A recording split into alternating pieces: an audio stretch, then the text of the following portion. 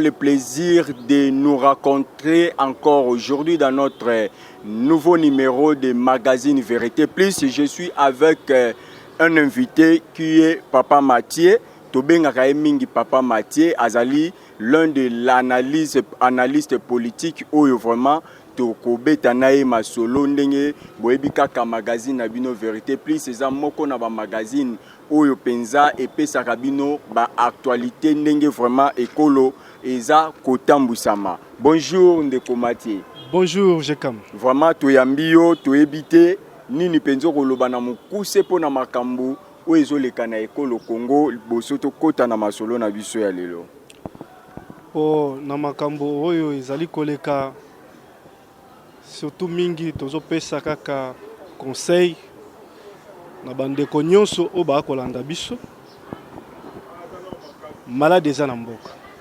Vraiment malade eza na mboka COVID-19 tooti koyoka $100,000 oyo États-Unis a disposé yango topé kopesa ba bourse d'études na batu nyonso tout oyo bandimi kozwa vaccin. Bon problème ya soki totali malamu ya problème ya vaccin na mboka na biso ezali manque oyo ezalaki makasi ya sensibilisation ya mobilisation du peuple congolais pour na makambo etali ba protection ba mesures barrières mais to moni États-Unis bango nde ba kufi kutu ebele bazaki ba têtu o toko benga bango lelo les témoins oculaires mais dans la ville à New York et comme sikoyo lelo kaya zéro contamination mais pourtant chaque jour na New York mutu nyonso ayebi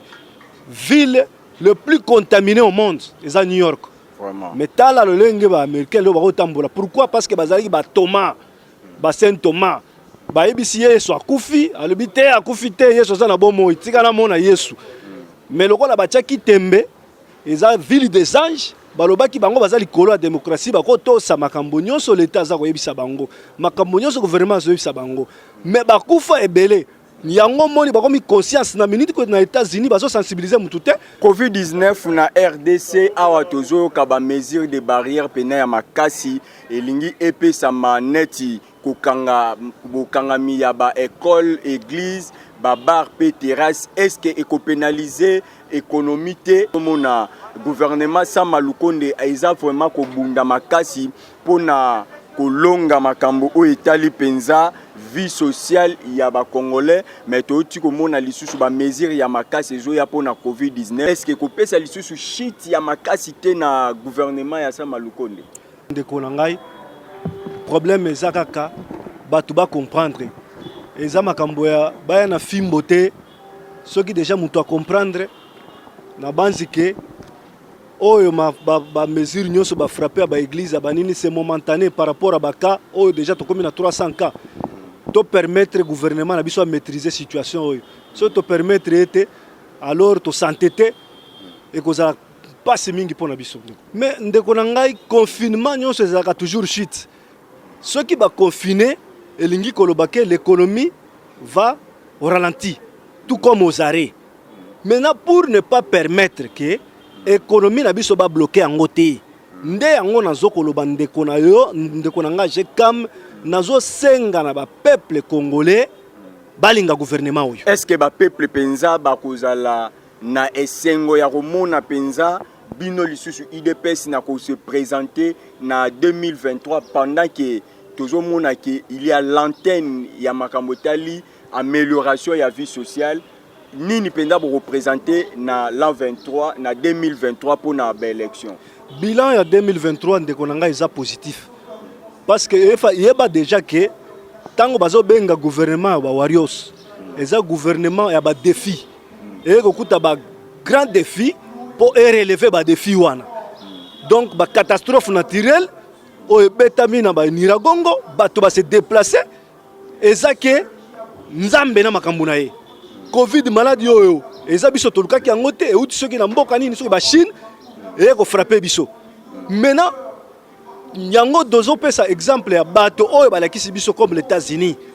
Nous notre modèle aujourd'hui c'est le modèle des États-Unis. Solo ba 2023 IDPS akoyebisa na population qui beaucoup fois kinzala po covid ezala ki moyen to fonctionner to pesa bile ezalité. Ndeko na ngai pona nini oza pressé pona 2023 nazolo bana yo na minute oyo ke tozana na 2021 parce que course tozo ke na ngweza pona 2023 justement mes courses eza pona 2023 mais yeba déjà que na kati ya gouvernement oyo ezana ba projet ya moyen terme ya long terme vous comprendre oyo tozolo ba makambo oyo ba confinement eza problème moko oyo ya stratégie. Élection 2023 Jean-Claude Katende a banni déjà kotia doute na ba résultat.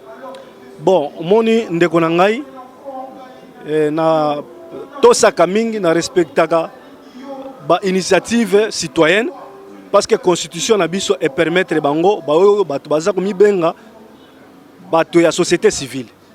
Mais lelo oyo j'ai du mal na ko concevoir na tina société civile oyo tozana ngo na mboka na biso.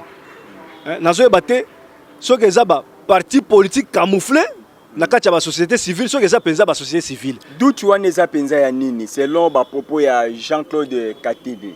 Mais tu as zotia pour na ba résultat ya élection 2023 pendant que na nous salami. Kotia doute pona nini. Chole bande ko na biso ya église du Christ. Bande ko ya biso ya nani ya église catholique.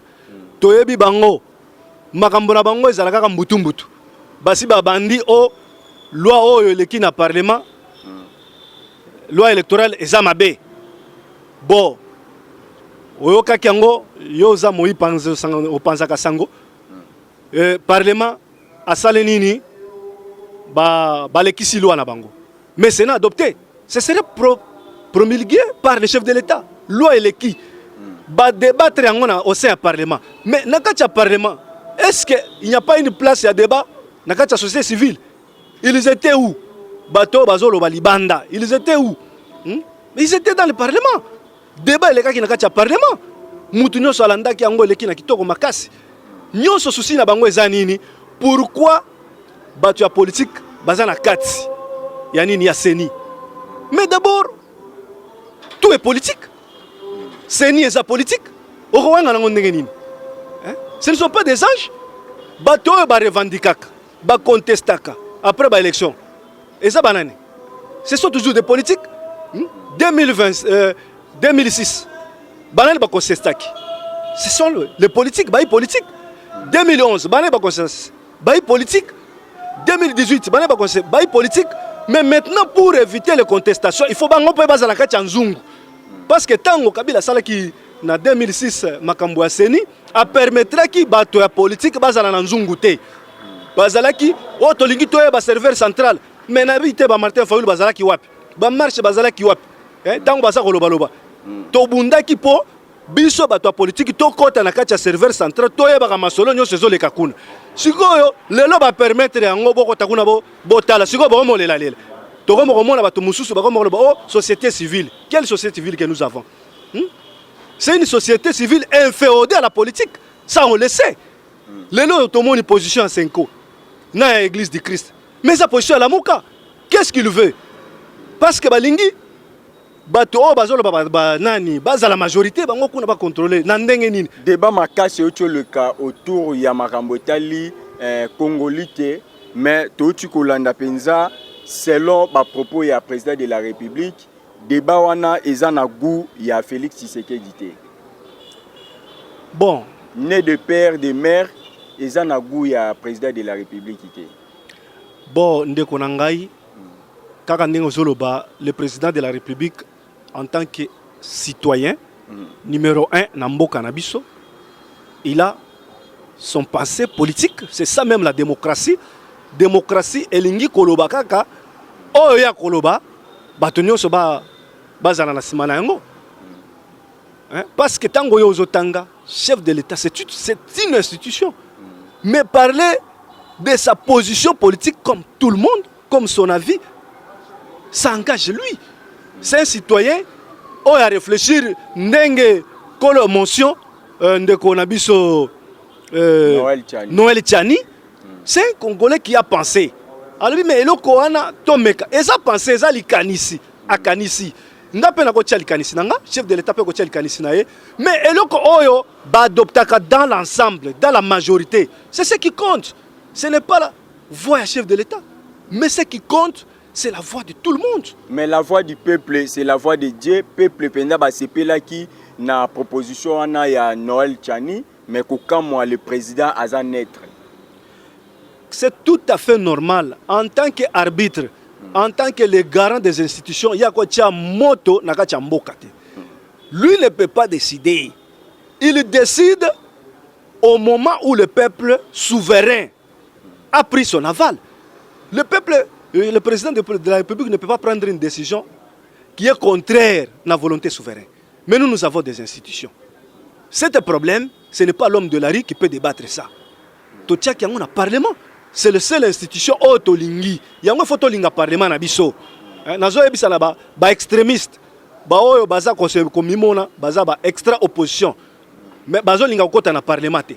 Siko lelo monike bobo kota na parlement. Mais makambo bino lisusu. Mais il fallait beaucoup de débattre dans le Parlement. Assemblée provinciale, après destitution, il y a Nero Mbungu, tu komona pena 100 000 cas où il y a destitué pour un outrage na APK to Assemblée provinciale de Kinshasa. Bon, yango ndeko tozoloba, tozaka na kati ya démocratie. Na kati ya démocratie, nous avons des institutions. D'abord, le plus grand travail à chef de l'État, pour vous rappeler, dans Makambo 2023, quel bilan que le chef de l'État aura. D'abord, premier bilan que moi je peux vous présenter, c'est la restauration de toutes les institutions de la République. Les institutions, elles par terre. On n'avait pas des institutions. Les institutions, il y avait une crise institutionnelle à tous les niveaux. Maintenant, aujourd'hui, le chef de l'État a sauvé le pays pour remettre d'abord les institutions. On ne peut pas compter en 2023 sans toutefois en avoir des institutions solides. C'est ce que le chef de l'État a pu faire. Il a ramené d'abord le peuple congolais qui avait manqué des institutions solides. Il a donné les institutions. Obama a dit que l'Afrique a besoin des institutions fortes et non pas des hommes forts. Mais aujourd'hui, le chef de l'État a coupé tous les hommes forts. Il a donné maintenant les institutions qui étaient faibles. Aujourd'hui, les institutions sont devenues fortes. Tant aux Oloba, Assemblée provinciale à Kinshasa. C'est une institution provinciale. C'est une force. Et ça, l'individu, mon côté, le lot, il y a se corromponner parce que dans la deuxième république, na pouvoir ya Kabila, na pouvoir ya nani ya fait Mobutu, des intouchables. Ceux qui n'ont pas na chef de l'État, beaucoup touché ngate. Nazo beta kati na kati na ye, mutako simba ngazate. Biloko wana ezali susu te. Lelo institution, ceux qui est convoqué, tu dois répondre à cette institution. Ozomona niveau tokominango. Chef de l'État, l'individu, c'est une institution. Est-ce que la destitution est aussi l'Assemblée provinciale? Est-ce que ça est juste ou bien ça une injustice? Parce que Nero Mbungu, destitution n'est jusque là parce que à dénonçant qui est bien fait, il y a mal gestion, il y a mégestion, il y a ndeko Gentini Ngobila, ba destitué. Toye na ndeko Samileka ndenge moko babengi outrage. Est-ce que ça est juste ou bien ça une injustice ou eso salema? Ndeko nangai jekam yebake toza na état de droit. Na état de droit, c'est la justice. Il y a un procureur de la République, ministère public, où il y a auteur à sanctionner toutes les fautes graves. Il y a baba vu union au salemaka. Ndenge tomoni ba dossier o ekoyi na bato ba geraki ba bukangalonzo baza ko convoquer bango, c'est les procureurs de la République. Ce qui est Nero Mbungu à comprendre que Ngobila a geraki mabe. Il ne peut pas kosuka kaka na simple dénonciation. Mais le procureur de la République ou le parquet akataka ou le juge bakataka na simple dénonciation, il faut apporter les preuves. Il faut aller jusqu'au bout. Au dénoncer, si vous avez des éléments de preuve, vous allez déposer. En justice, c'est la justice qui doit trancher, c'est ça même l'état des droits. Hein? Ce n'est pas la presse qui doit trancher cela. La presse n'est pas orientée, dénoncer makambo mususu ya mabe, mais il fallait toi interpeller conscience ya ba conscience mboka balandela ngo tina suka. Mais yo oyebike oza muto oyo zalaki na kati ya boîte. Oza na ba preuve news. Mais eloko nini ezanga ki yo saisir justice. Ya mboka. Parce que s'il y a des infractions, malversation, détournement et deniers publics, le seul qui a le pouvoir d'arrêter tous les fauteurs, c'est le ministère public. C'est le procureur de la République. Pourquoi Zando, jusque-là, et là, comment qu'ils ont le maté, pendant le gouverneur de la ville, Jantini Ngobila, Banda Kanga Batol na Zando, pourquoi jusque-là, et là, comment qu'ils ont le maté, na kati ya Zando kuna, et puis toye awana Bongolo, côté babuka qui pon et sala qui penda ba inondation et banda ekosa le banda bakanga yango pe batol et là comment qu'ils ont ça le maté. Est-ce qu'il y a manque de moyens ou bien matériel les actes, qu'est-ce qui se passe? Et là qu'on a interpellé maintenant l'Assemblée provinciale. Parce que l'Assemblée provinciale, Moussala Nayango, c'est contrôler le gouvernement provincial. Tant que le gouverneur a touché le dossier, ou est sensible, ou est dérangé la population, et Sengeli, bango ba s'en prendre na ba dossier wana ba koti sango na ba plénière kuna balandela yango to votaki bango pona nini. C'était pour contrôler to votaki na bango po ba sala ba vacances parlementaires hein? Leur travail c'est aussi ça hein? Ils doivent suivre de près parce que baza ba député provinciaux baza ba élu provinciaux baza na droit ya ko se constituer dans une commission na bango ba kiti sur terrain na po bongolo ba se rendre compte na makamboana ba kiti na Zando que batika population ye moko parce que biso peuple ata tolobi toko sa faire justice toko sa la justice nous savons que dans cet état dans l'état de droit c'est le respect des institutions. Maintenant la carte respect des institutions musala oyo eza faiblesse ya ba députés provinciaux. Vu la Kinshasa ezo kende kaka kokufa délabrement de routes partout. Place ya kotami touké tambola bien ezate nyo surtout wana to condamner le gouverneur ou le bourgmestre qui ne travaille pas. Papa, c'est les deux. Responsabilité est partagée à tous les niveaux. Ndenge mone lelo bato bazolo bakaka 2023 batie makambo nyo na mutu ya chef de l'État. Oh non 2023 on va juger le chef de l'État. Mais 2023 on va juger tout le monde. C'est tout le monde. Papa, le chef de l'État, c'est la première institution. En dehors de lui, nous avons le Parlement, nous avons le gouvernement, nous avons des assemblées provinciales.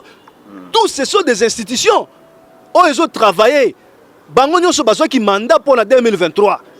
S'ils ne travaillent pas, bien, ils seront sanctionnés en 2023. Vous allez élire. Peuple va élire. Il faut déjà que tango yo.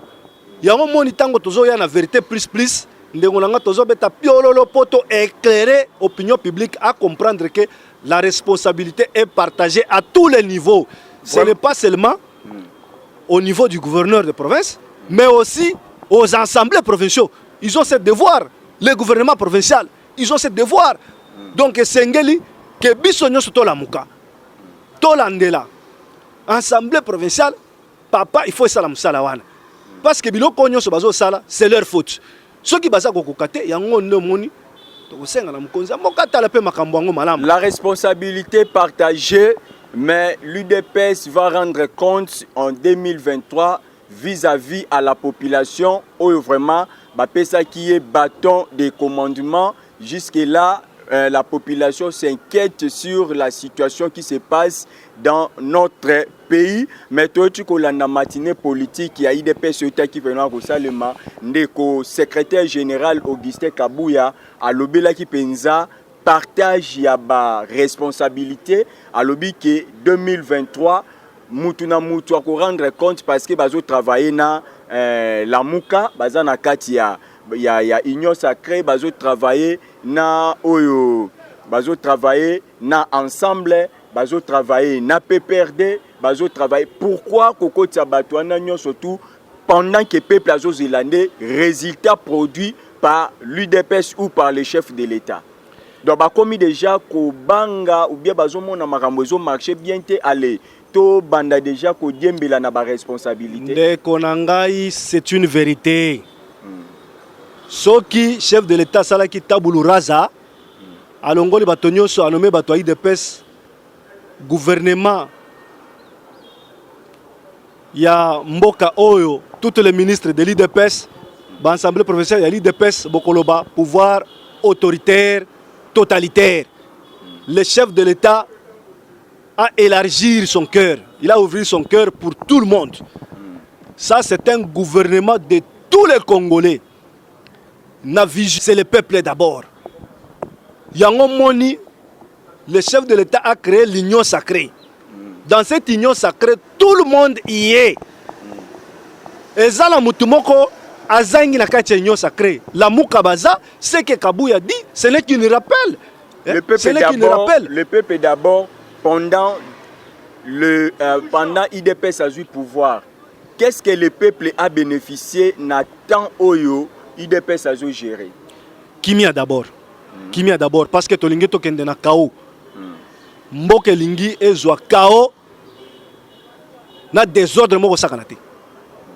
Ce que le chef de l'État est tenté de faire, c'est remettre la discipline au sein des institutions de la République.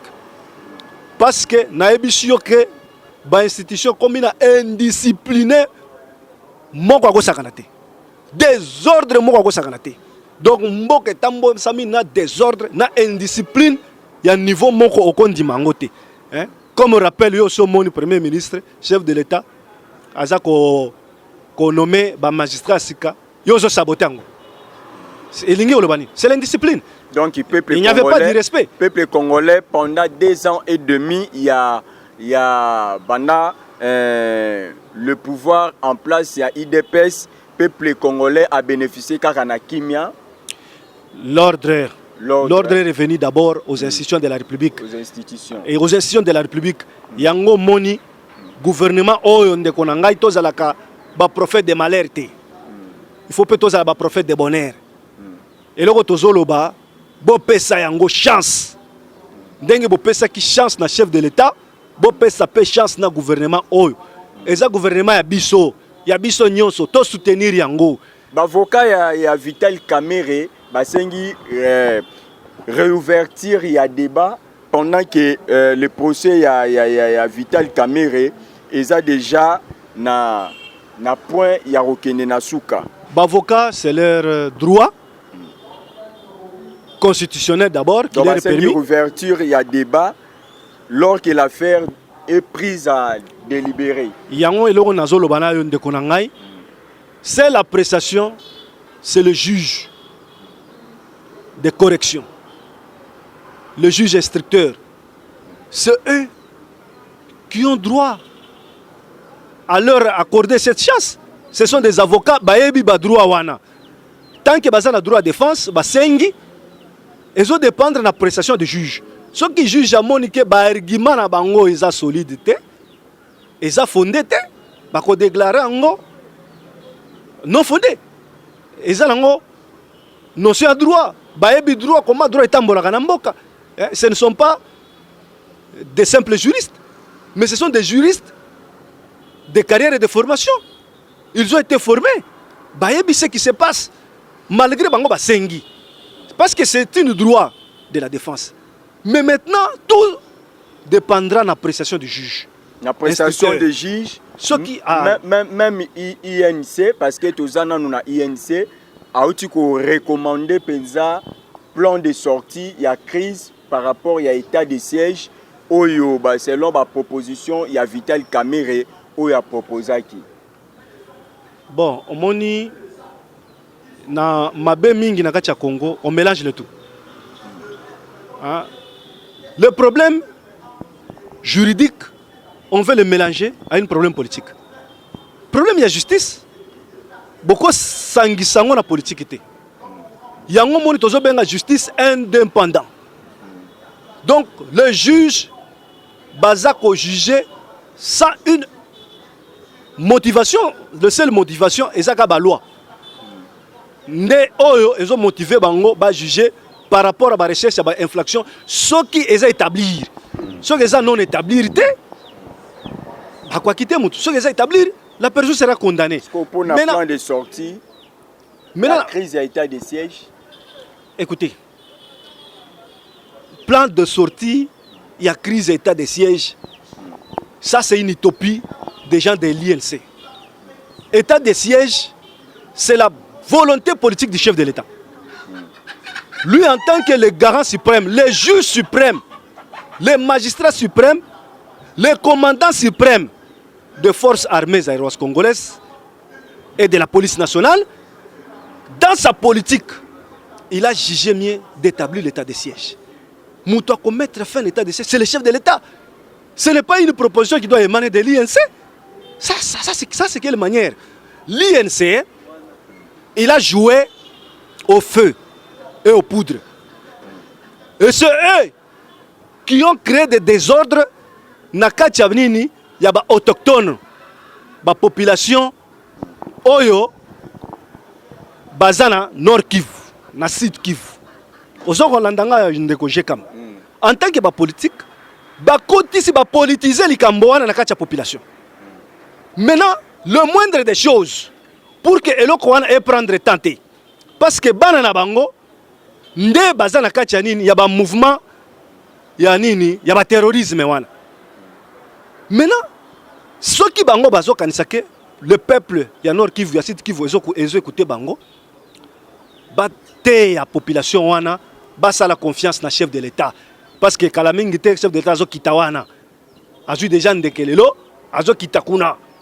Tant que vous avez la batouana, ba pesa, ba sensibiliser, ba base nyonso, ba état généraux, ya INC zakuna ba sensibiliser peuple na bango oyo balingaka Vital Kamerhe ba soutenir mokonzi mboka na gouvernement na ye. Bazala na sima mokonzi mboka parce que likambo wana eza crise te, eza problème de soutien au chef de l'État.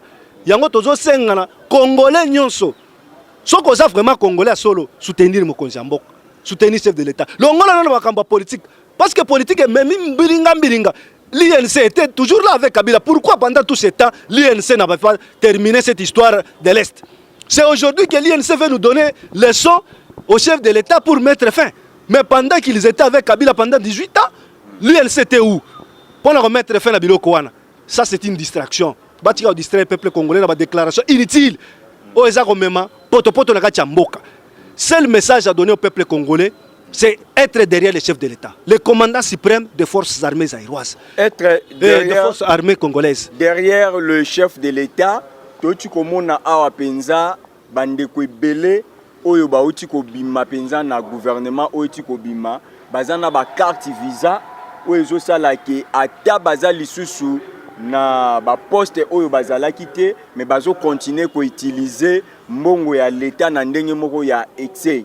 Mais jusque là IGF azaro sala musala nae malembe nini penza tokoki ko condamner. Est-ce que banque centrale du Congo bazalaki au courant ya biloko wana ou bien eze lokomoko oyo eza magwina kati? Parce que pourquoi ba individu ba koki kozana ba carte visa pour épuiser la caisse de l'État? J'ai comme de konanga na zolo banayo que na kati ya mboka na biso yango na yebisa kiyo les désordres et les chaos. Na yebite ozongi siko place nga na bande ko yebisa yo. Soki omoni bitumba munene oyo chef de l'État za ko mener, c'est changer la mentalité du peuple congolais. Changer mentalité à ba gouvernant peut changer mentalité à ba gouverner. Et les gouvernants et les gouvernés doivent changer mentalité. Il y a un exercice il y a 2 ans oyo na kati ya coalition ezali travail munene oyo mokonzi mboka uti ko sala. C'est pourquoi ayeko koma tina niveau ya ko dissoudre coalition pour asala union sacrée. Tina union sacrée, c'est une classe nouveau pour une gouvernance nouvelle. Vous comprenez? Donc bisika tozo kende ko gérer mboko na lolenge ya sika. Makambo yo zolo bawana eza le loté. eza système oyo bavandisa yango tango ebele bambula ebele lelo oyo baza kokende ko dénicher ba système wana baza kokende ko pikola ba système wana nde yango tozobenga yango lutte contre la corruption et le détournement des deniers publics. Ça, c'est le plan acharné du chef de l'État. Asi atiengo azoko memango tina suka. Si cela dépendrait seulement du chef de l'État, naebisho déjà ebele déjà bazana boloko. Ebele bazali banda mboko. De le gouvernement oyo eko si lisapenza ba politique nyonso na kokotisa bango na boloko. Na lobby gouvernement oté mais na lobby la justice est indépendante de Kojekam. C'est la justice qui fait son travail. Le chef de l'État ne s'amène pas à la justice. Vous comprenez de Gonanga. Et tambola selon justice yambo cannabis. S'il y a reproché, nous devons reprocher au procureur, nous devons reprocher au président de cour, au magistrat. Ba meka kosunga mokonzi mboka. Soki tozo senga peuple azala na sima mboka et ya mokonzi mboka. Et sengeli pe ba magistrat ba sala na sima mokonzi mboka. Ba sunga e. Vous comprenez? Ozala agriculteur, ozala civil, ozala militaire, ozala ministre, ozala opérateur économique. Soyez tous derrière le chef de l'État et le gouvernement pour le soutenir. Oza magistrat, oza avocat, mais soyez derrière le chef de l'État pour soutenir. Aza mutua aza na souci ya ko changer mboka. Yango wana ozomona